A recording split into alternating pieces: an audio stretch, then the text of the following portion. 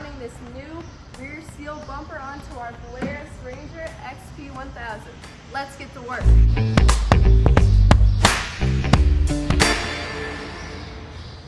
to be showing you how to install these brackets. We already got that side in. I'm going to show you how I did it. Alright, first thing, we want to make sure we got this impact gun. We want a 12 and a 13 millimeter. Alright, we're going to start off this bracket here. The one looks like this. We have a self-tapping screw. It's going to go up through this end.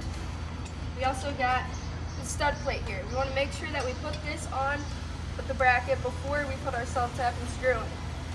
Before we have this, before we're putting the self-tapping screw in, we got our screws in over here. We're going to have this up, put this up, put the screw in, take our impact gun,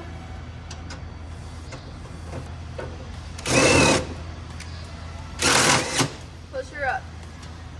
Alright, next we're going to be doing our second bracket. That's going to be going up next to this one.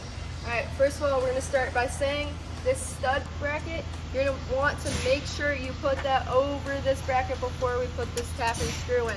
This is all snug and tight in here, no room to put that in. Alright, we're going to take this bracket. First of all, we want to make sure this top flange is pointing outwards toward this tire.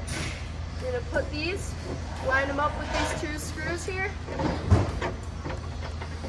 Get them up there.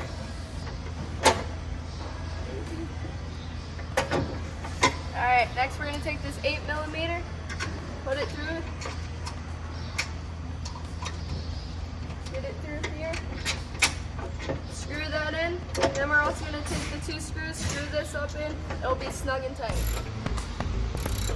Alright, now that we got that tightened down, now we're going to attach the bumper.